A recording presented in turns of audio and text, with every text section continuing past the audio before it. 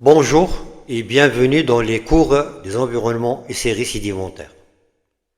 Après avoir traité le domaine littoral, on va voir un aperçu sur le domaine marginaux littoral à sédimentation détritique et terrigène, les deltas en particulier. Les deltas sont des environnements marginaux littoraux qui reflètent des influences marines et continentales. Ils se développent lorsque les rivières amènent au milieu marin plus de sédiments que ce que l'érosion marine peut mobiliser. La morphologie des deltas dépend de l'importance relative de trois facteurs, ici représentés dans ce graphique de droite. Tout d'abord, un apport fluviatile,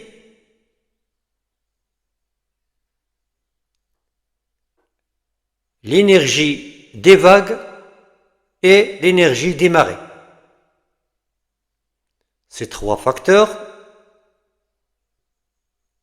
vont donner trois types de delta, ou trois grands types de delta, parce qu'il y a des cas intermédiaires. On distingue alors un delta à dominance fluviale ou fluviatile, généralement en forme de pattes d'oiseau,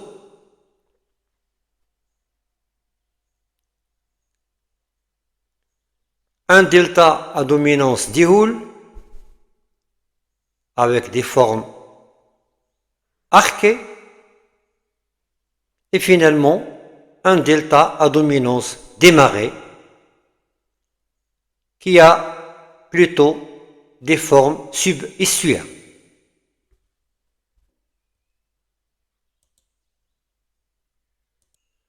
Voyons tout d'abord le delta à dominance fluviale, qui sera notre delta de référence.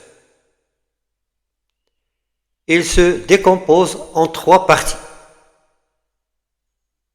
La plaine deltaïque, qui est le prolongement de la plaine alluviale. Elle est parcourue par un réseau de chenaux ramifiés ou chenaux distributeurs. Entre les chenaux s'étendent des zones marécageuses. C'est la partie subaérienne ou aérienne du delta. Le front deltaïque, il a un profil fortement incliné et le prolongement de la plaine deltaïque sous la mer. À l'embouchure des distributeurs se déposent des barres sableuses ou barres d'embouchure. Ces barres progradent sur les sédiments fins du prodelta. Le prodelta, c'est la partie la plus externe et la plus profonde du delta, qui fait bien sûr la transition vers la plateforme continentale.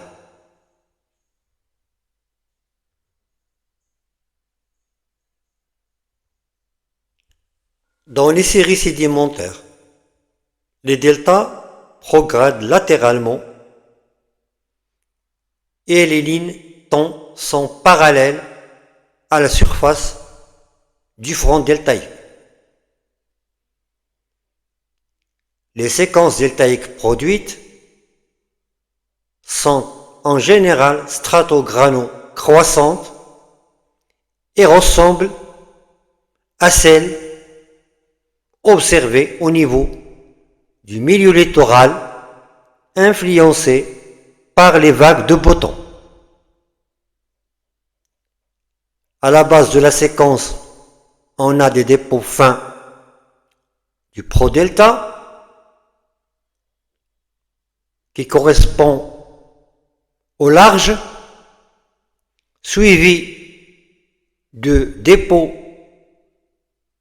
de barres d'embouchure au niveau du front deltaïque qui correspond au milieu d'avant-plage,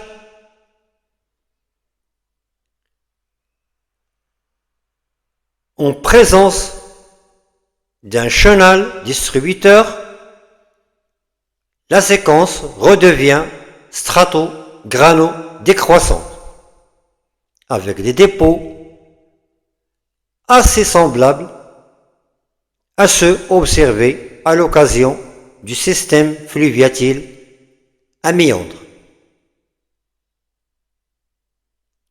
Dans la photo de droite, on peut remarquer les dépôts prodeltaïques à la base, les barres d'embouchure correspondant au front deltaïque, la série jusqu'ici est strato-grano-croissante, puis on a la récurrence de chenaux distributeurs selon un processus strato-grano-décroissant qui évolue vers la plaine inondable.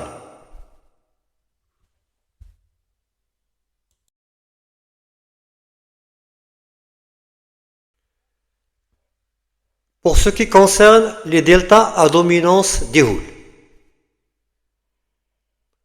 l'action des vagues agit sur le front du delta et les sables sont remaniés en cordons littoraux au niveau de la plaine deltaïque.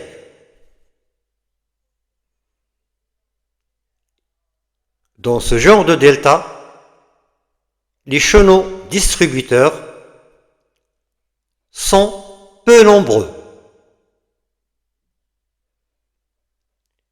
Dans les séries sédimentaires,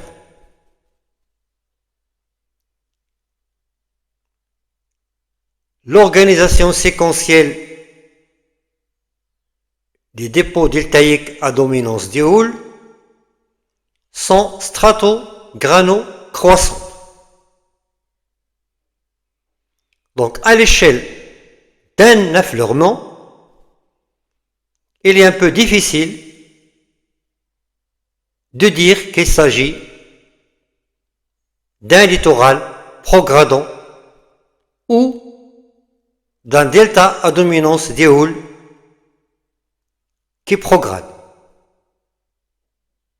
car la séquence est exactement la même, surtout lorsqu'il s'agit de conditions marines à tempête.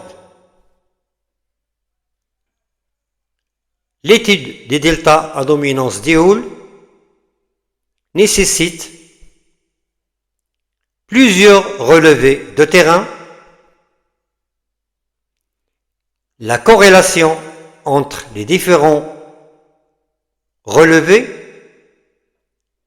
pour pouvoir aboutir à un schéma paléogéographique correspondant à un delta à dominance des houles.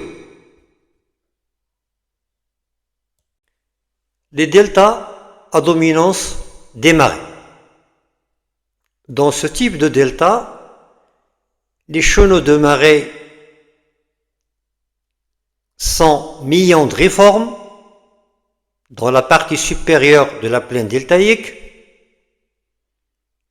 devenant anastomosés et évasés à leur embouchure au niveau de la partie disons inférieur de la plaine deltaïque et qui correspond à un tidal flat ou un replat de marée.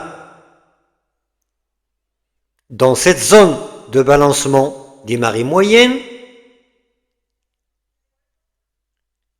les interdistributeurs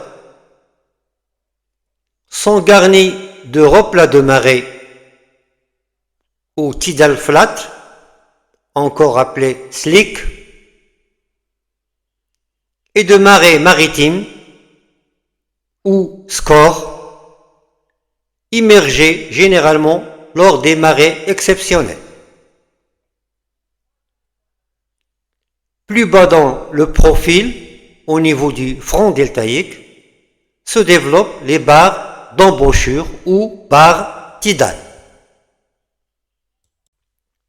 Dans les séries sédimentaires, l'organisation séquentielle des dépôts deltaïques influencés par les marées est généralement de type stratogranou-décroissant.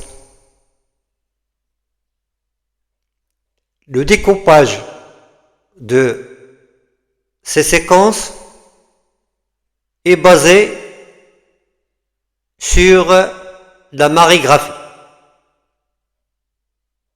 En effet, à la base de la séquence, on a un domaine subtidal avec des barres sableuses à stratification oblique et entrecroisée, un litage bireversé correspondant à cette dynamique de marée haute et de marée basse importante. Le long des plans de litage ou forcettes, nous avons des drapages argileux ou mud draps, des surfaces de réactivation arides de courant, et ces barres sont également intensément bioturbées. Le domaine intertidal ou zone de balancement des marées est caractérisé par des dépôts argileux bioturbés et silto-gréseux à flazer bedding, lenticular bedding et wavy bedding, ce que j'ai appelé dans le cours de pétrographie la stratification de marée. Plus haut dans la séquence, au niveau du supratidal, nous avons des dépôts fins à paléosome. Dans ce contexte, des marées et des tourbières peuvent se développer. Je vous remercie et à bientôt.